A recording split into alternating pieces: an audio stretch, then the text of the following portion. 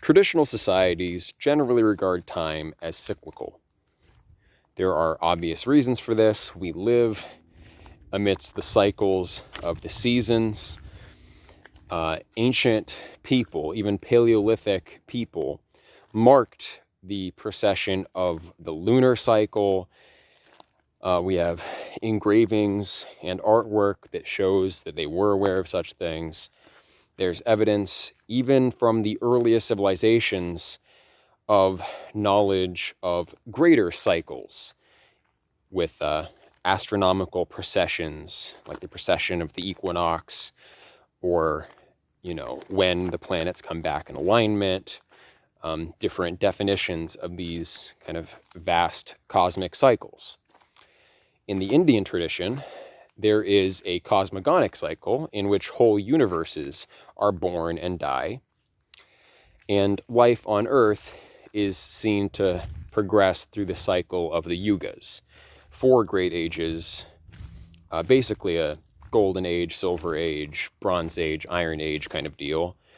And we live in the last and darkest age, the Kali Yuga, which is thankfully the shortest, but it's still generally regarded to be hundreds of thousands of years long, and it's said to have begun in around 3000 BC, so we still have a ways to go. There are other systems of dating of the yugas. Sri Yukteswar has a model with kind of more realistic human time frames. But in any case, it's a pervasive thought. Hesiod says that the Hellenes of his time had declined from a prior, nobler, golden race. And people in right-wing circles in modern day very often have similar cyclical views.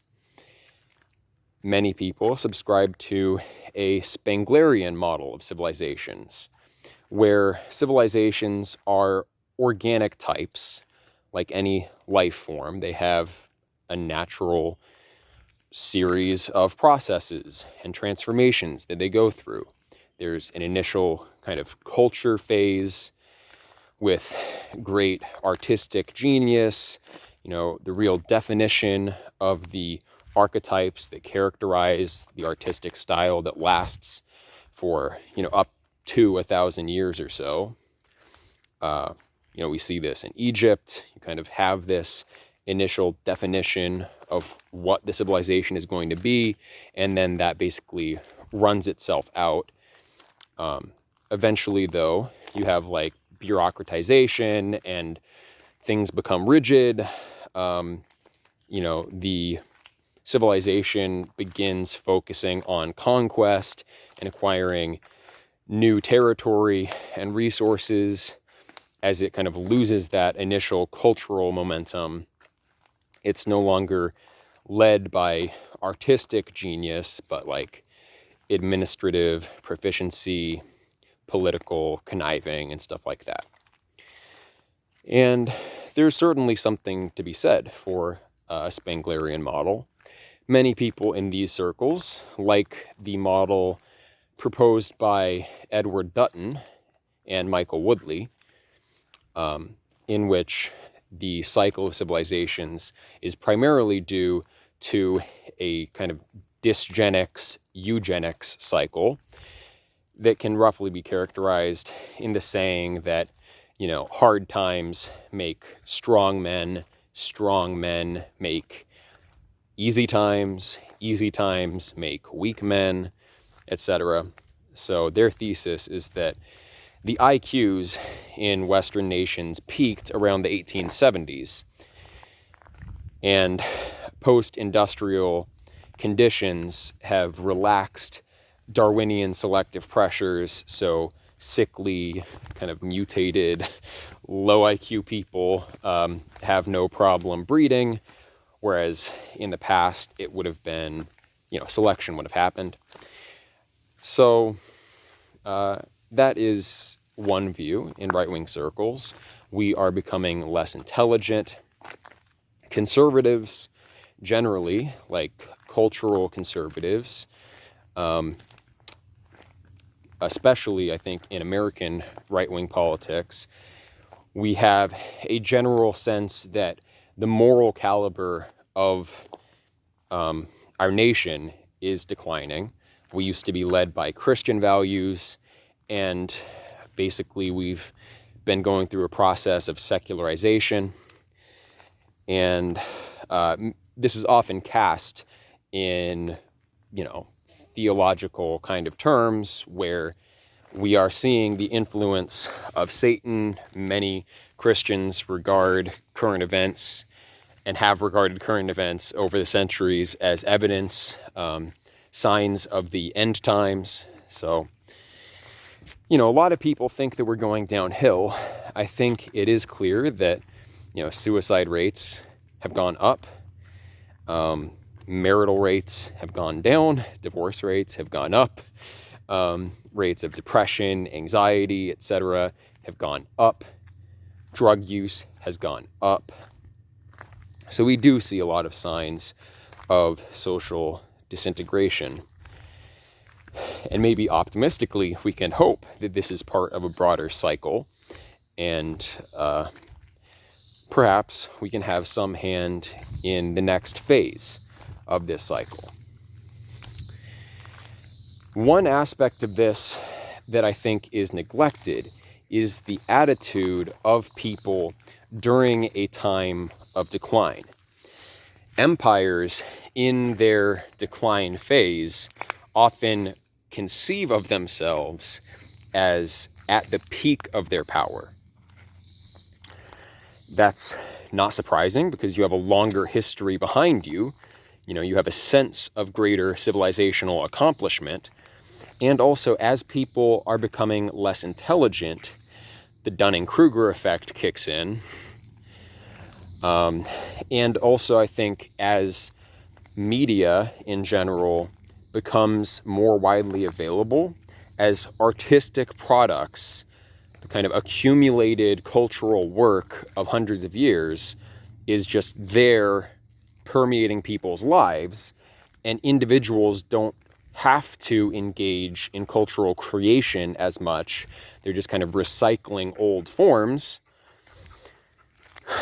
They have a sense that they are at a higher level of intelligence, wisdom, sophistication than they actually are, because what they're absorbing is this very high level product, and they don't really account for the fact that they themselves are not making this. It's not flowing from them. It's not characteristic of their quality.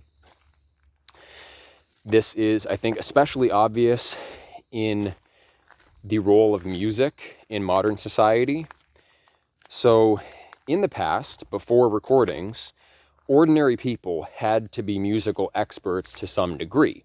If you wanted to experience music, and basically we all do, you had to have music performed in your town, in your home, at cultural events. And so, popular musicianship was very important. A lot of people knew how to play piano. Pianos were in basically most middle-class homes. And if you were musically skilled, you had a lot of cultural value. It was a necessary function. With recordings, now all of a sudden, if people wanted to experience music, you didn't have to interact with a local musician. You could listen to the products of the top 0.01% of musicians who are making all of the popular recordings. So when we think about music, we don't think of an experience of listening to our grandmother play the piano. We don't think of, our friends getting together and singing together.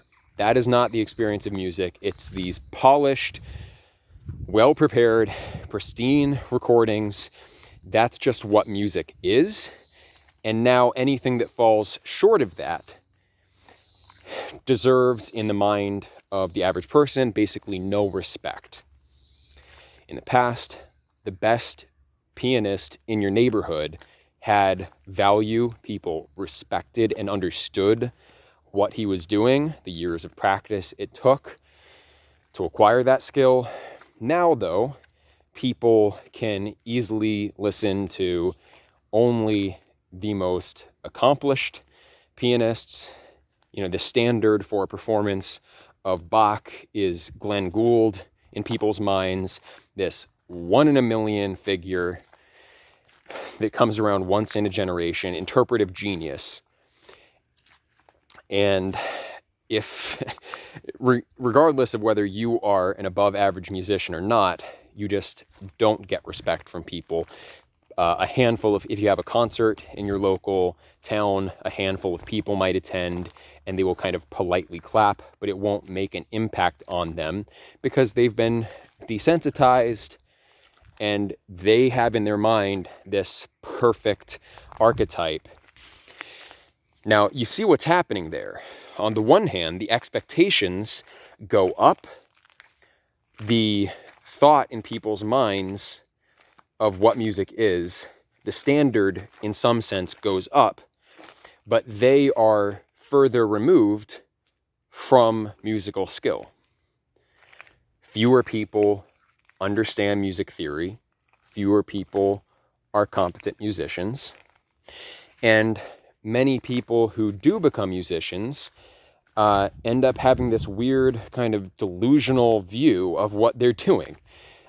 Because, for example, the average high schooler, if they're going to get into music and not in like the band program, but just recreationally for themselves, they join a band with their friends. It's a cover band, and they play, top 40 hits, things like that. Now, they haven't gone through some set program, they haven't learned the music theory, they haven't done all that hard work, but that paradigm is so firmly implanted in their mind because they listen to these perfect recordings all the time. When they're playing, they're not really comparing themselves progressively through time. They're not comparing themselves with other real musicians.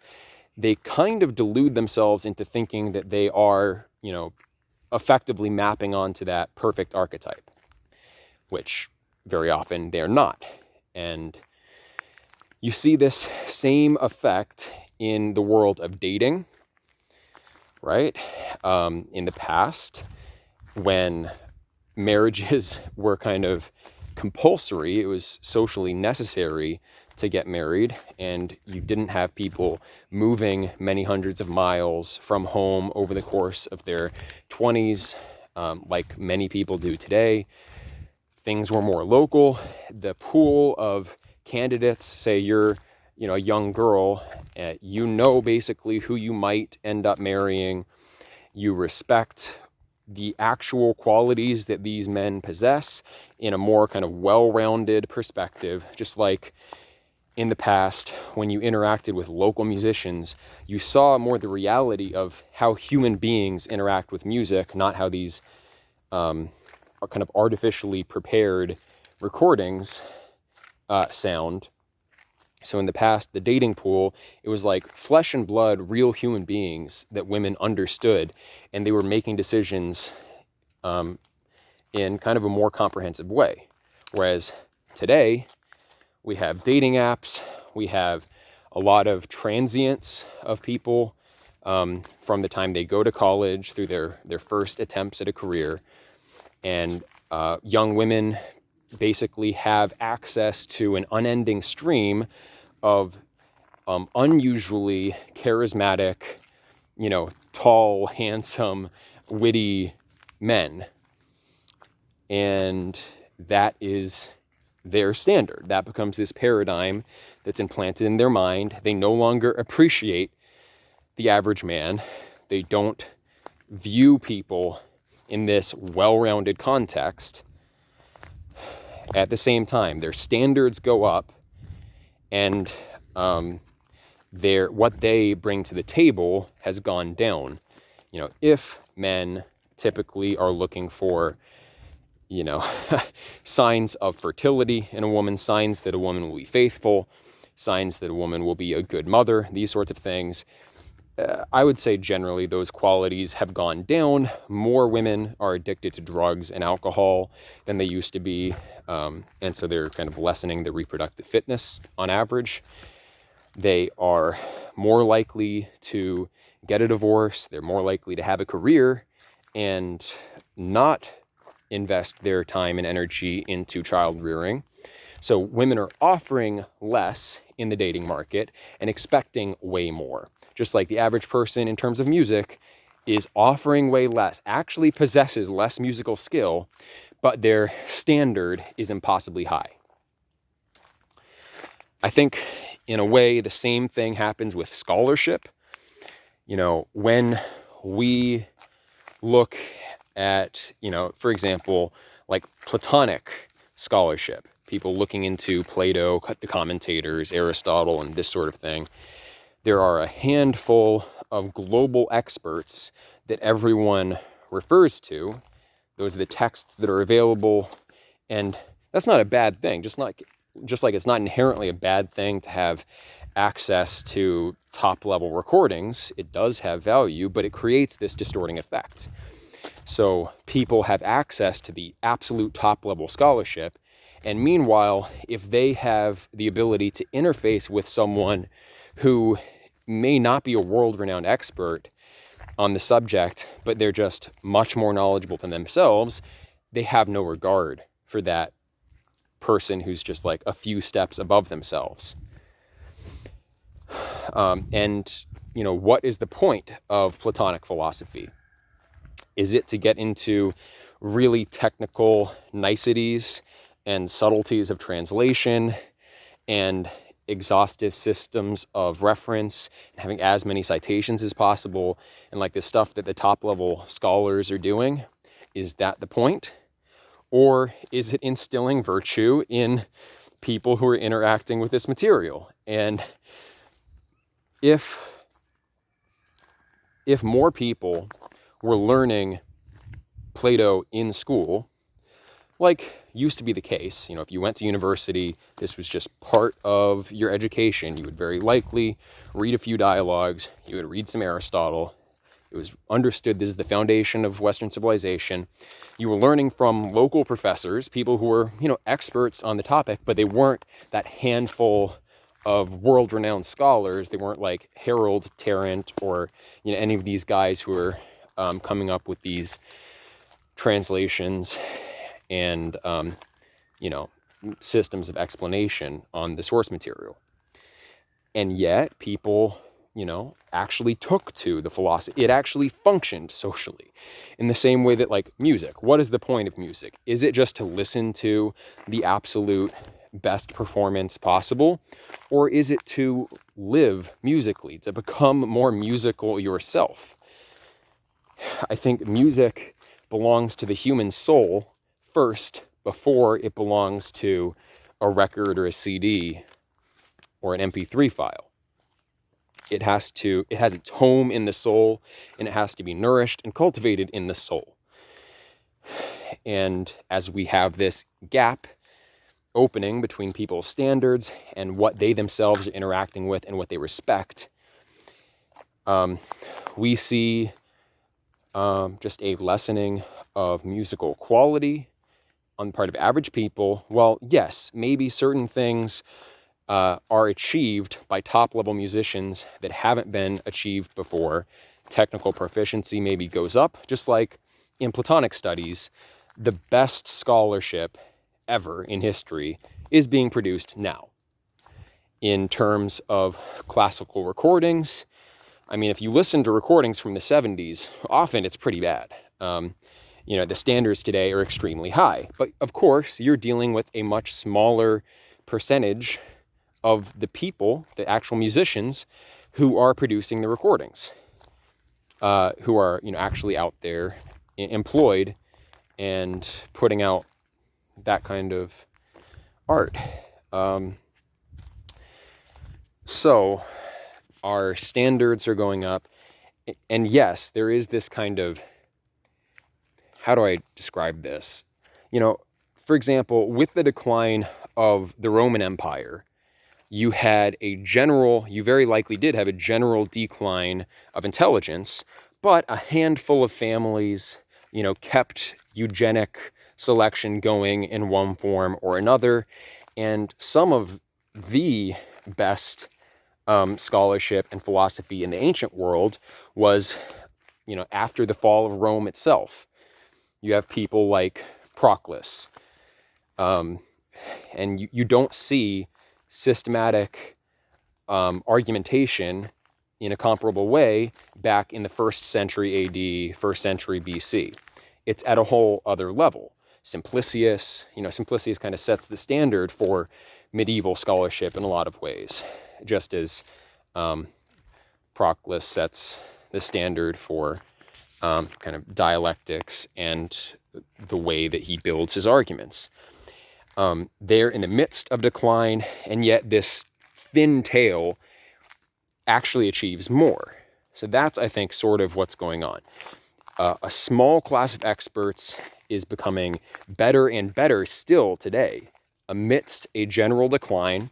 And because all of us have our eyes focused on that top 0.01%, we're all looking towards the elites, we are becoming further removed from the actual possession, in the soul of these virtues, of this music, of this art. The average woman sets her sights on, unachievable men she will not lock down in marriage, but maybe, for a night, maybe for a date. And yet she is becoming lower herself. She has less respect for the actual men who are kind of at her level.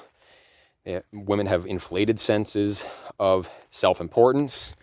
I think many people are familiar with this. Same thing in music, same thing in scholarship. And when it comes to like popular philosophical takes, rather than your experience of philosophy being friends and teachers and professors in your environment who are much more knowledgeable than yourself, and you're kind of inculcated in the tradition organically through a lifestyle, through conversations. Instead, their interface with philosophy is like sort of Jordan Peterson or Ben Shapiro, popularizers, intellectual public figures, public intellectuals. And again, they have this very high standard, and there it's not really like philosophical accomplishment or ideological sophistication that they're selecting for there. It's kind of rhetorical ability and who is able to amass a large following. But that's part of why you're drawn into philosophy in the first place. Like if you have a friend who, read Julius Evola and you never heard of him or something, there's like a mystique. There's the way he explains ideas you've never heard of. And you're like, okay, this is really fascinating. There's an element of like rhetorical appeal that happens there. But now, instead of having respect for your friend and getting good recommendations from just ordinary people around you or the people you can interact with, instead, you only listen to that 0.01% of people, the absolute top experts. And even there, like, people kind of in general don't have respect for even those experts. Like, people will comment under a video by Jordan Peterson or John Vervaeke or somebody who's out there as a public intellectual, and it'll be very critical. It'll have this kind of prideful tone, like they have all the answers. So because people are listening to this absolute top quality music, they're looking at absolute top quality, dating prospects, particularly if you're a woman, that applies. They're looking at this top quality public intellectual, public rhetor, really. They think that's them.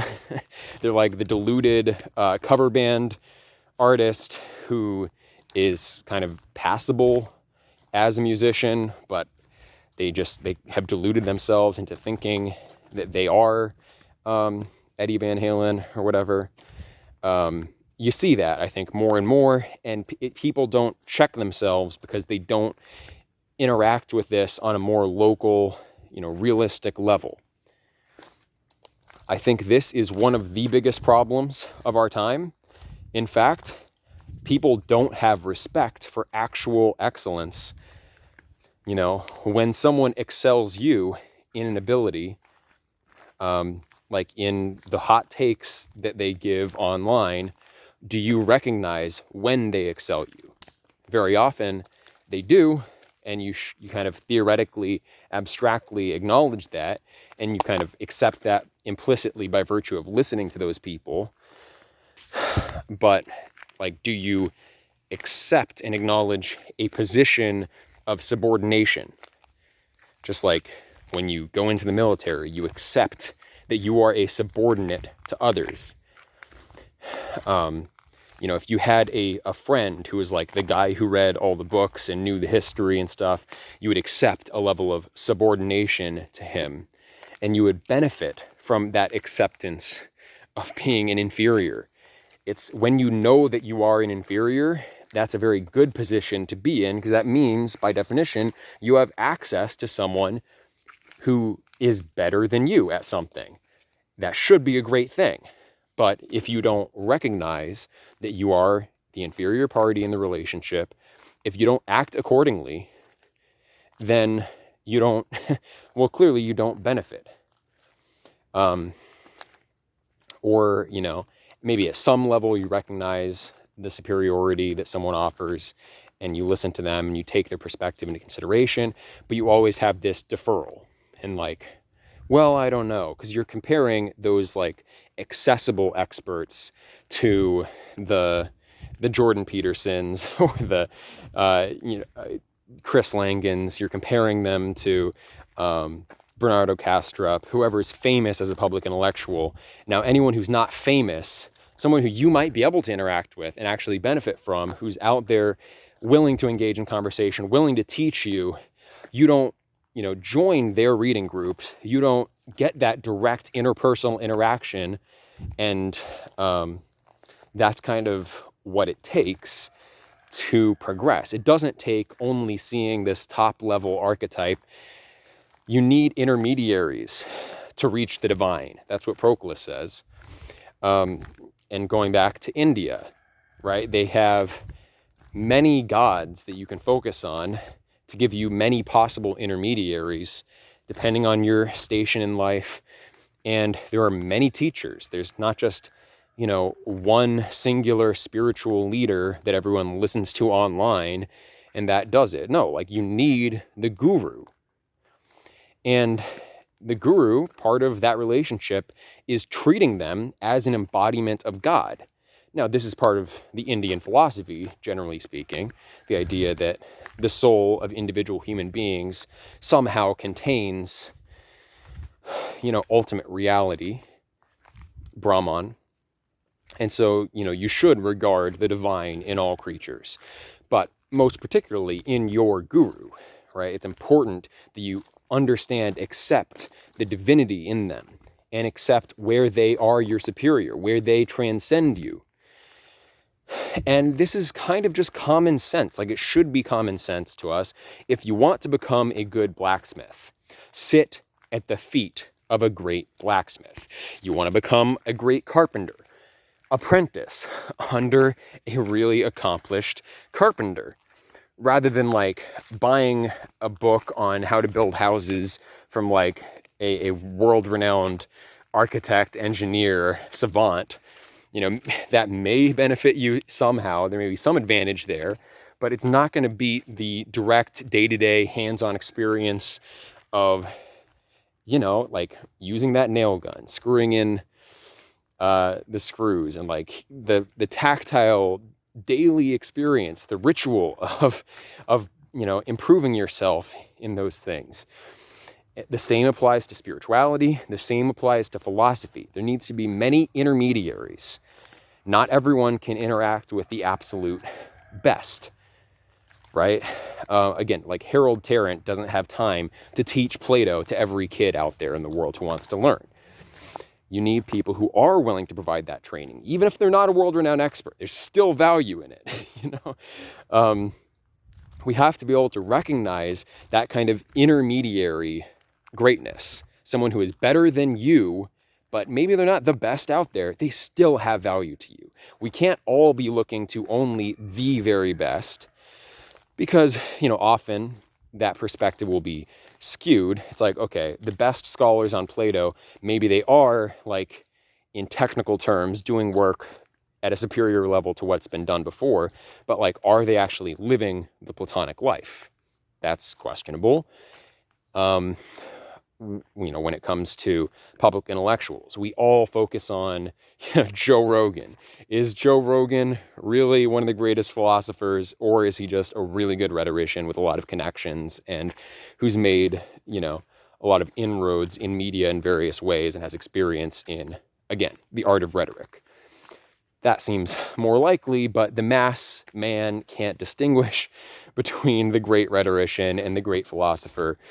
So that is one hazard. If we're all only looking to the 0.001% of experts in things, we might all be turning our direction towards charlatans, fakes, frauds, people who are not really benefiting, the people who are listening to them.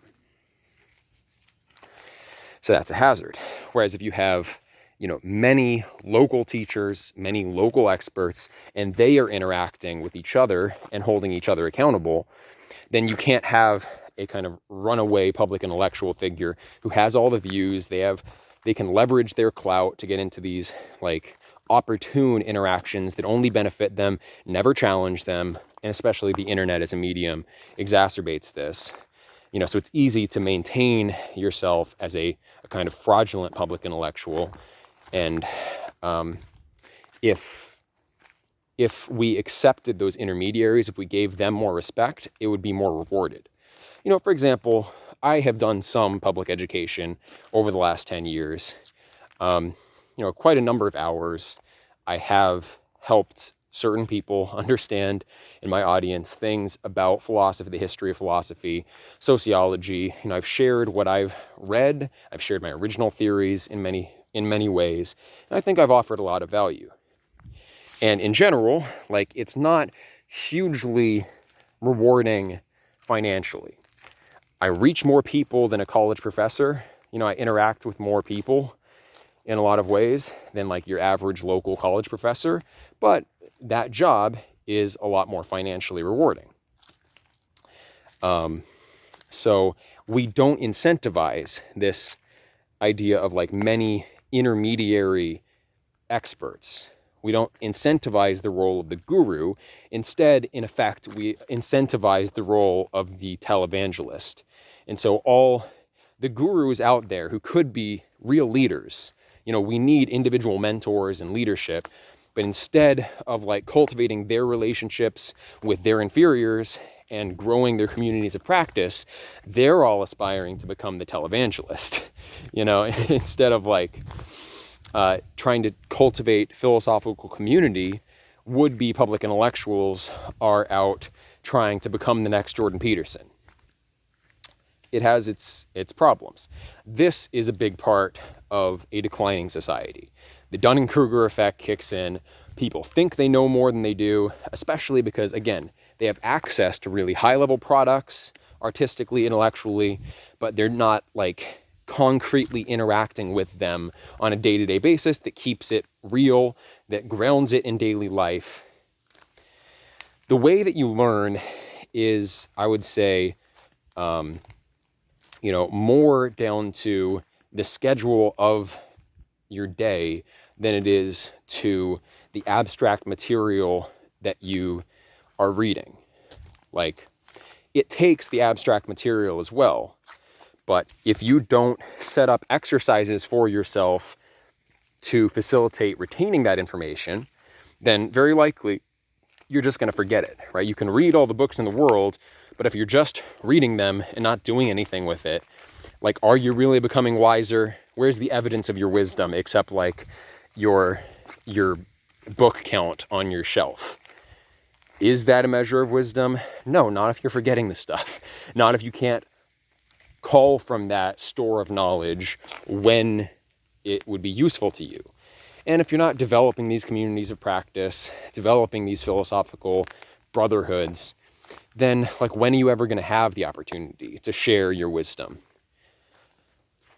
It's more about how you live on a day-to-day basis. And like that, again, ties in with the musical example. Music is about becoming musical people. Philosophy is about becoming philosophical people. And for both of those things, you need real life interaction. Part of philosophy is how you live. It is your virtue. It is your practical ethics, your lived ethics, not just like abstract ethical maxims. That can't replace the day-to-day aspect. So we are losing that day-to-day aspect. We're becoming more isolated in our individual lives. We set the bar for achievement impossibly high for ourselves, and we don't like actually respect the people that could be the rungs on the ladder to gradually build up to that highest level. Instead, we expect the highest level. We think kind of in a diluted way that that's us, because we've listened to Bernardo Kastrup talk about some things and like vaguely remember that his points. We think like, oh yeah, I get what he's saying. As if you could extemporaneously explain all of the scientific facts that Bernardo Kastrup does. Like we just have this kind of diluted sense of what we know because we have access to so much easy information. To understand like Spengler's theory of civilizational cycles. Back in the day, you had to actually read the book. Today, though, that theory, anybody can talk about it, even if they haven't done the reading. Anybody can talk about Julius Evola, regardless of whether they've read it or not. They can talk about the traditionalist school and all of these esoteric subjects that people talk about in these circles. It's become cheap, right? And because people aren't putting in work to earn that knowledge, they're not like absorbing it at the level of practical wisdom. They're not living according to it. They're become like their archetype, their exemplar is becoming further removed from themselves, and they're losing connection with the rungs on the ladder that would actually, make it real for them. When we think about like politics in these circles, people are looking to popular rhetoricians. People are looking to the people who are the most successful in that domain, who have built the largest followings, have developed the most clout, who are talking to the average man. It's kind of ironic. One of the principles of right-wing circles that I've been around since getting on YouTube has been like, the problem with the modern day is a lack of hierarchy. This egalitarian ethics, creates a flattening of mankind. We don't recognize excellence, etc. But then, like the way that we actually interact with each other in Telegram servers or Discord servers or whatever is like, everyone expects this informal buddy nonsense instead of like well-ordered discussions that are focused on particular goals. We act in practical terms in a very egalitarian way with one another. So we don't implement hierarchies. Instead, we look to populist rhetoricians who are using the language that'll appeal to the kind of least common denominator, or wherever that sweet spot is, sophisticated enough to stand out, but not so sophisticated that it becomes opaque to popular understanding. And so we're not looking for the absolute best political theorists. We're not looking for the people who are the best informed. We're looking for the people who know how to communicate a message to, practically speaking, the largest number of people in these circles of the internet. And that becomes de facto the leadership. It's rule by the fourth estate, rule by media personality. That's what it has been for, since I've gotten on into these spaces. And the alternative is to build practical hierarchies. Now, in the past, this happened for us organically. If we are going to have this, if we're going to have communities of philosophical brotherhood, communities of practice, individual interaction with mentor figures that can improve you in real terms, not just like encourage this delusion that you are an intellectual that you get when you watch too many Ben Shapiro types. If we're going to have that, we're going to have to consciously and intentionally build those hierarchies. Now, of course, I have my own kind of hierarchy I think is necessary. This isn't the only problem we're facing on a global scale. We're actually facing a confluence of many problems that are each potentially devastating, and we're going to need an integral solution to all of them, including problems of, climate change, which, there are many different theories about that. I'm aware of the subtleties here. There are solar cycles that, we go through. Some people think we may be headed for an ice age. In any case, species are going extinct. We do have an environmental impact, and there is resource sustainability issues that we have to overcome in order to keep civilization going at a planetary scale. There's that. There's the problem of runaway artificial intelligence, not just a singular, artificial general intelligence, but AI replacing jobs, AI being used to facilitate data mining, hacking, all sorts of problems with having access to bots to go in, and especially now with Turing test passing bots that you could interact with, the possibilities in just telemarketing scams alone go up enormously. It becomes cheap to have those sorts of problems. So AI can be applied in a wide variety of contexts in devastating ways. Hacking in general poses a very great risk for industrial processes, right? We've seen food processing plants be shut down by hacking attacks and things like that. Potentially the energy grid is vulnerable to these sorts of things. Just the destructive capacity of smaller cells of actors is going up as time goes on. That's a real problem. There are many, many problems that we're dealing with. And so I believe in a particular kind of solution that aims at a kind of all-encompassing integral framework that can address all of these various issues. I've been listening to Daniel Schmachtenberger a little bit more. I've referenced him in the past, but I forget where. I think he worked at Google or something like that. But he focuses on what he calls the meta crisis, which is this confluence of all sorts of different existential level threats that humanity faces that seem to be getting worse as time goes on. And many people want to ignore those threats. I don't. So part of my strategy for how I want to build my individual hierarchies and individual community and live my individual life is tied into, what kind of life could potentially ameliorate or address the meta crisis, so to speak. So anyway, I have my kind of hierarchy. It's the Peer Academy model. I have a video up where I described what it would look like and why I think it's the best way to go. But other people, have their own opinion as to what's a good way of moving forward, how to build these functional hierarchies. In general, I think people should recognize that probably they are influenced by some kind of Dunning-Kruger effect where you overestimate your own significance, your own competence. It's just the reality of our time. If you believe that we are in the Kali Yuga, if you believe that we're in a declining civilization, our IQs are going down, you should understand that we're going to have this overestimation of our ability in general.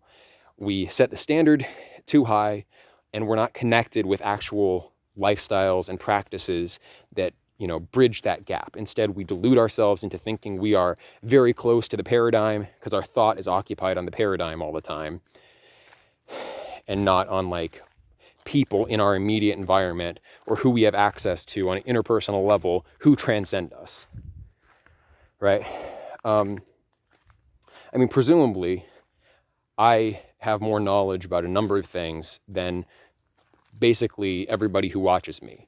Not on all things, but if you're watching me, it's probably because I know something better than you do. And maybe there are exceptions to that, but I don't think it's 100% of my audience who is wiser than me in all regards. Very likely I have some things to teach most of you. So if people did recognize that they need these intermediaries, if they weren't subject to this kind of declining civilization, Dunning-Kruger problem, then they would reach out to me and try to take advantage of my offers to teach. I love teaching. I love philosophy. I love conversations. And like, I do put myself out there. I have put myself out there for a decade. And it's not like I never get in any interaction. I do have people who have supported me and who want, the school that I want to build to come into fruition. So I don't mean to say that like I'm completely unsupported or this hasn't been rewarding for me engaging online. It certainly has. But it's not most people that interact with me that way. So why not? Is it because they're afraid of me? Is it because they think they wouldn't benefit from interacting with me?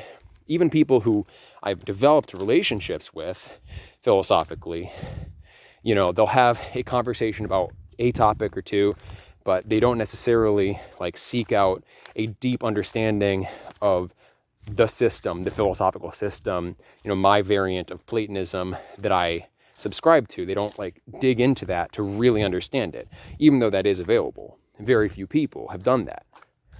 A handful of people have done that. And I think if we were healthier, if we were more earnest in our pursuit of wisdom, more of us would do that.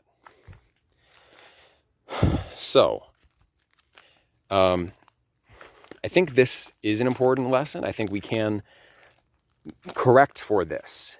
In these circles specifically, we can correct for this because we understand that the problem with modernity is egalitarianism. It's a lack of hierarchy. It's a lack of respect for excellence, right? So if we believe that, if we believe we are in this decline, we should act accordingly and we should build organic hierarchies. We don't need perfect leaders. Sometimes an archetypal perfect leader is an impediment to action because it's like that girl who only wants the absolute 10, makes a 6-figure salary, is 6'3", is like, all of the list of the best possible qualities in a man. The woman who's waiting for that is going to be waiting in all likelihood her entire life until she has no value in the marketplace, so to speak.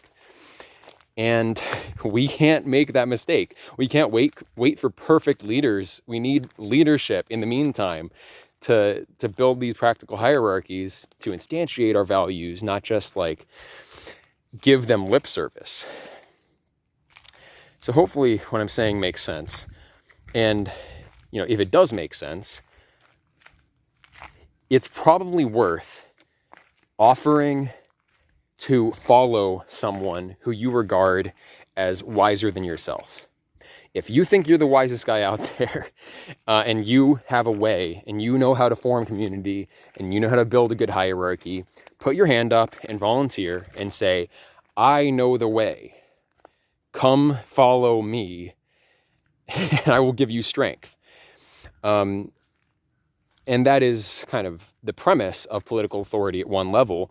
It's a sacrifice, but you get more in return, right? You sacrifice your pride to accept the leader of my Mannerbund is greater than I am. And they're not 1 in a million, right? They're 1 in 1,000. They're one, the tallest, best spoken, most charismatic, strongest warrior in like the nearby villages. And me and all the other young guys, young men in my area recognize that superiority and we gather around it and say, we will follow you. And then in return, that guy leads the raids, wins new lands. That's how, Germanic civilization was born. We had the good sense, the average guy in our civilization had the good sense to pledge fealty to someone who wasn't the absolute ideal, but was better than us. And we could see that. If we could recognize that, we would benefit.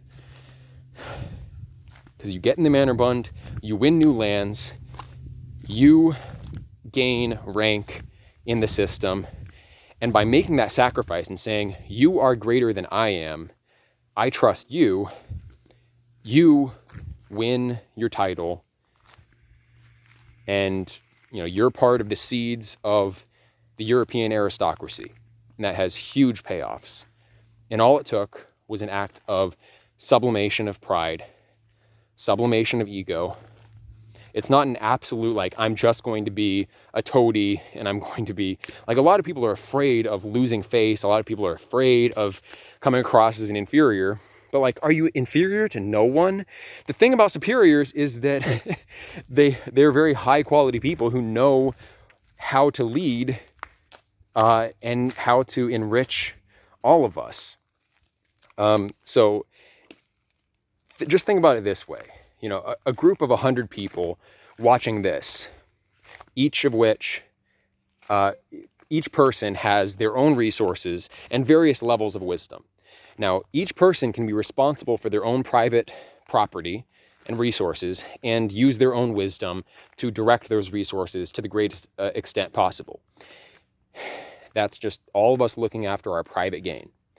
Or we could identify out of those 100 people the wisest person. Or maybe we get it wrong and we like pick the third wisest person. Whatever, it's still better than the average, right? So if we invested those 100 people invested those resources in that one guy with the resources of 100 average people can build a village, can build a place that can house and like cultivate real community and can, you know, start businesses. You need that capital concentration to get things going, or else you're always just kind of treading water in this life, in this economic paradigm, the way it works. So if we could identify someone who is wiser than the average bear amongst us, then we could follow that person. Whether they're the best or not is kind of beside the point. The point is to identify people, pledge fealty, and like, yes, give power to them. Give what power you do have to that person. That's how Pythagorean communities started, right? People would give all their possessions to the collective, and Pythagorean communities were extremely effective. It built the philosophical foundation on which our civilization is based. It built the model for the university. It built a lot of things. And yes, it was persecuted, which you would expect.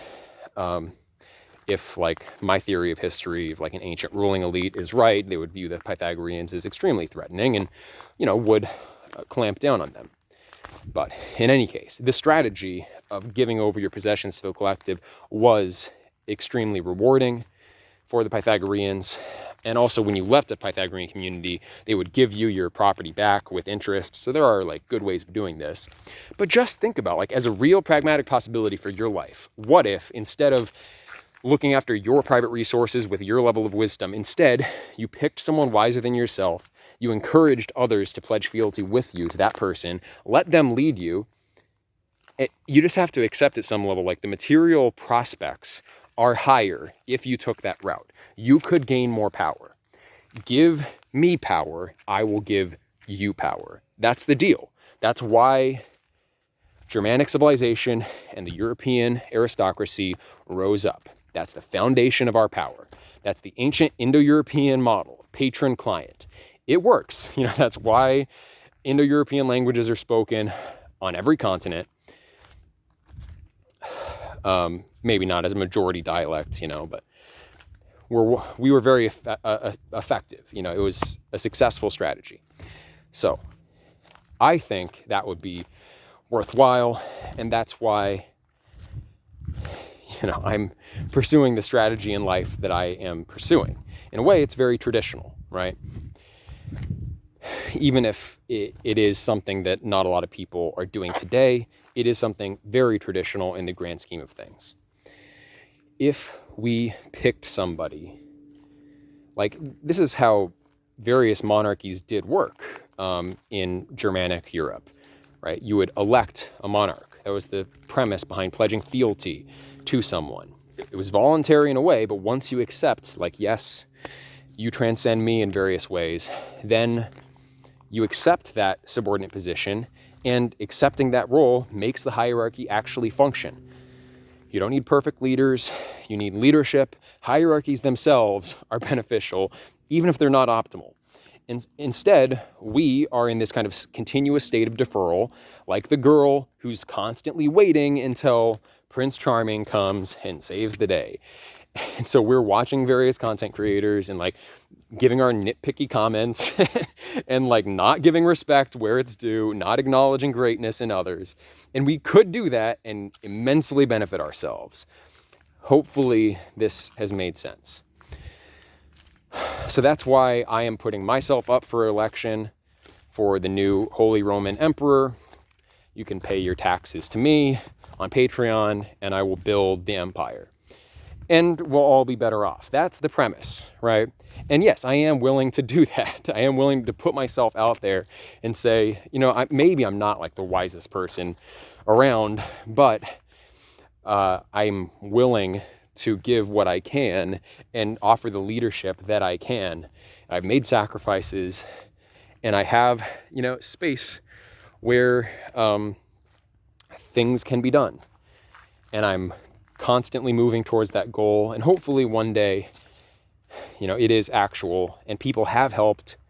And I express gratitude to those people, to the people who support on Patreon, the people in the reading groups, the people who are trying to build something. It's easy to tear down and criticize, but what are you building? If you're building something, I give you respect. If you accept a subordinate position relative to someone else, I give you respect.